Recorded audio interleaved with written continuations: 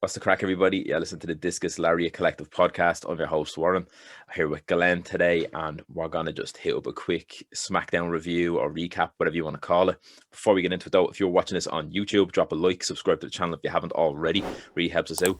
And then if you listen to it wherever you get your podcasts, Apple Podcasts, Stitcher, Acast, Spotify, give us a follow on there as well.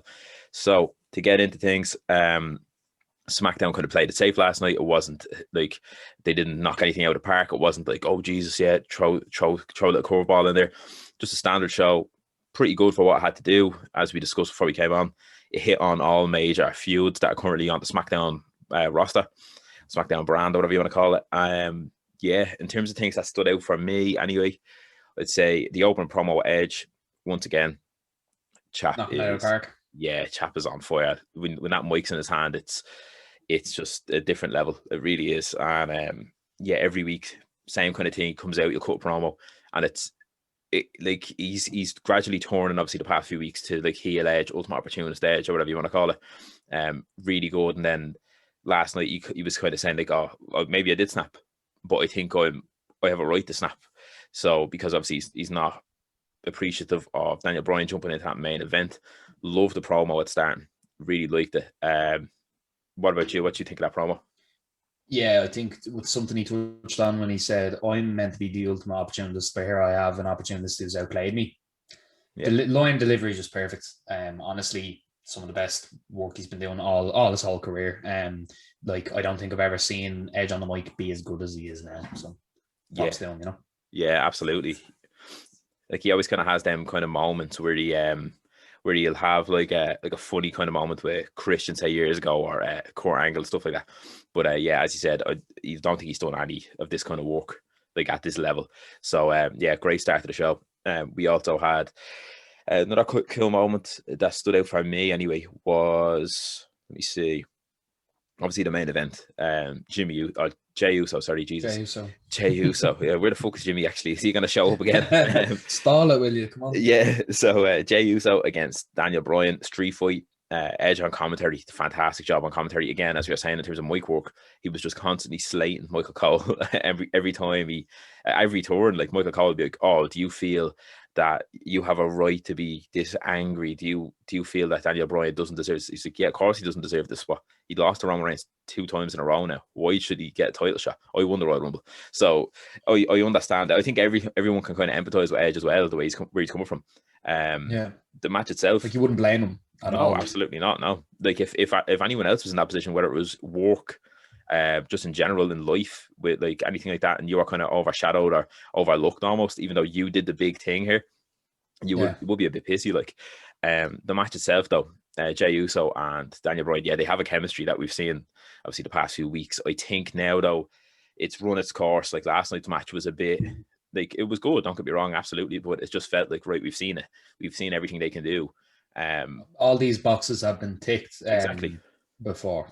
Yeah, so just move on now. I think Jey Uso needs a new feud. Maybe he might end up winning the Memorial Battle Royal, even though there's not really much that comes with it. But I think it could be maybe good for him, or even start a feud in the Battle Royal.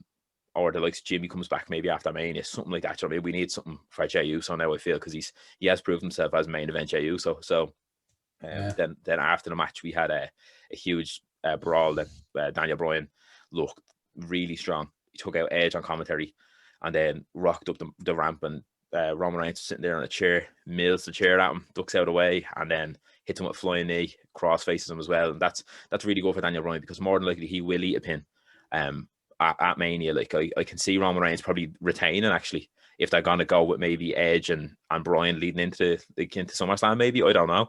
I'd love to see Edge win it, obviously, just because he's one of the best. But I think Reigns has been doing some great work, and it would be almost a shame to see him lose it as well. Do you know what I mean? But again, you can't win them all. So, but Bryan looked real strong.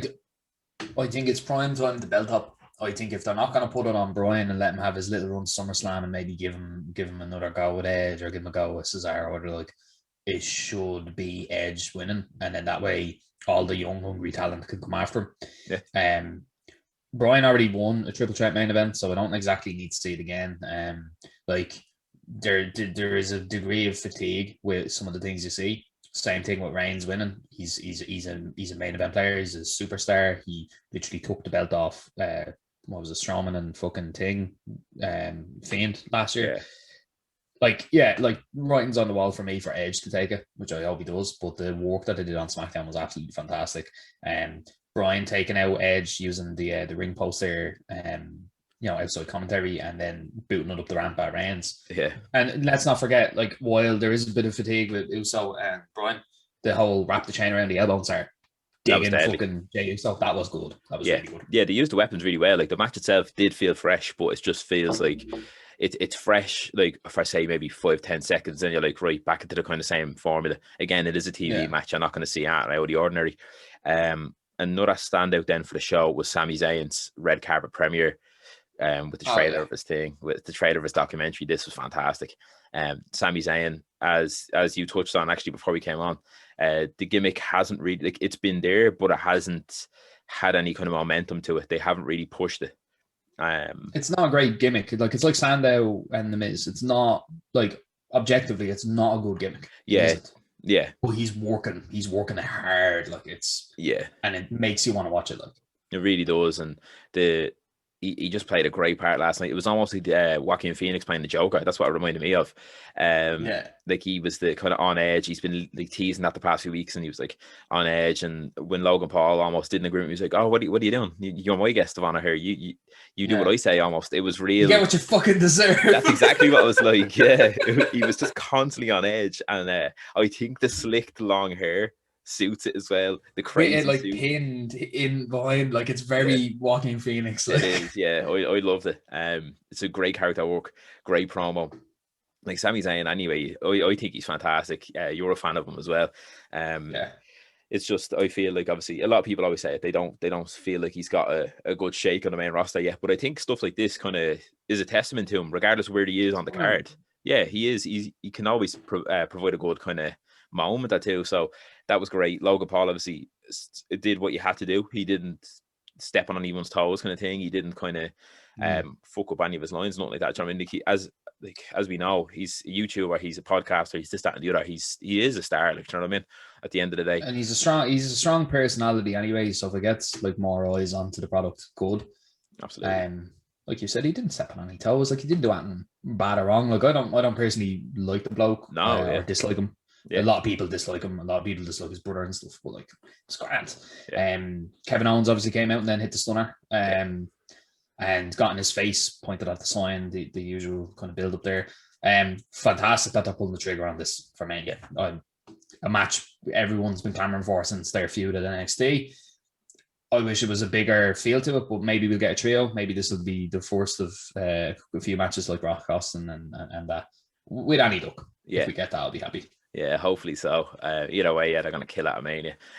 Logan Paul is going to be in Sami Zayn's corner at Mania as well, which is pretty cool as well. As you said, put more eyes on it, especially it's that first big pay-per-view on Peacock, I think, as well. So it's great to get that in. And then obviously you have the Chris Jericho and Steve Austin podcast on the Sunday as well. So there's even more eyes on it. So yeah, smart move there by WWE, I think. And one more thing as well, Sami Zayn sold the stunner fucking deadly as well. Never seen anyone sell the stunner like that, like straight away, jumping up in the air, grabbing the jaw, class looking.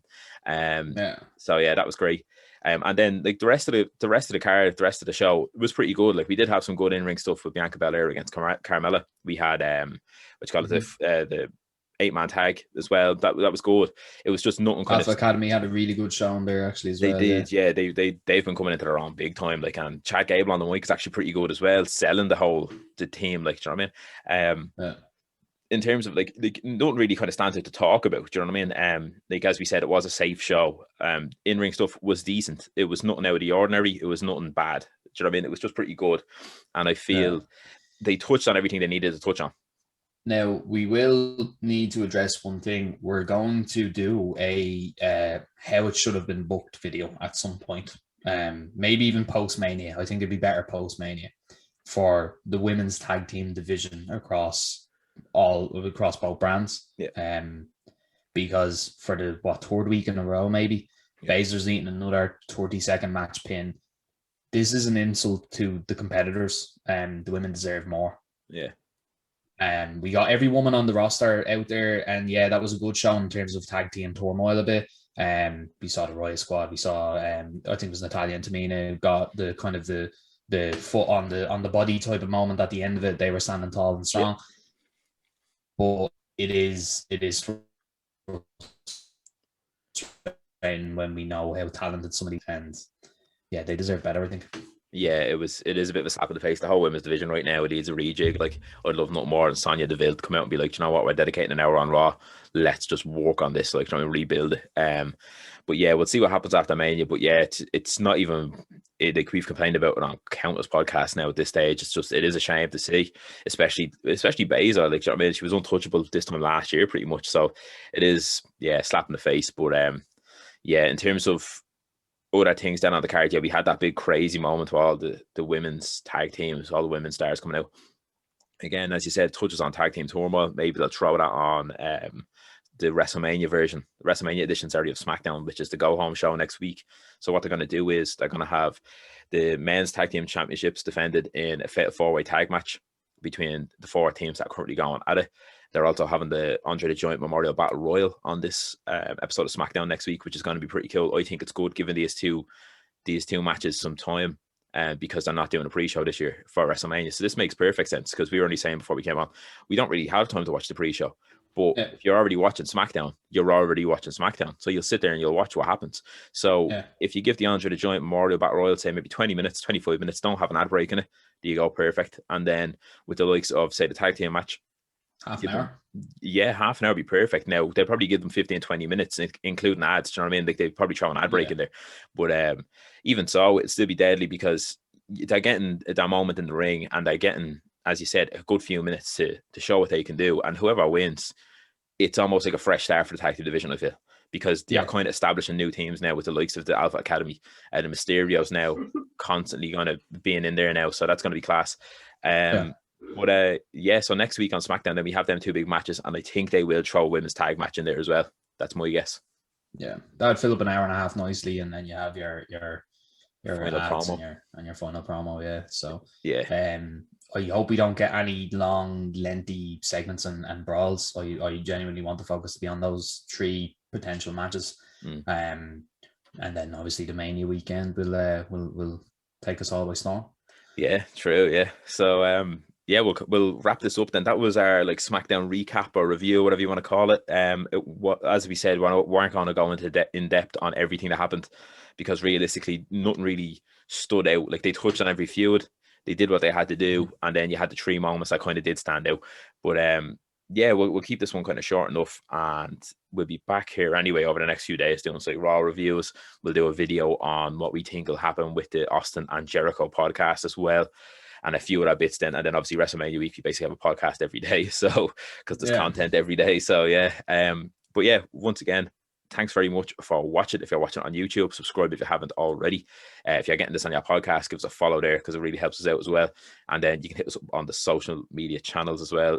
Twitter is Discus Lariat, and Instagram is Discus Lariat Collective. And then until next time, then, see you soon. Take it easy.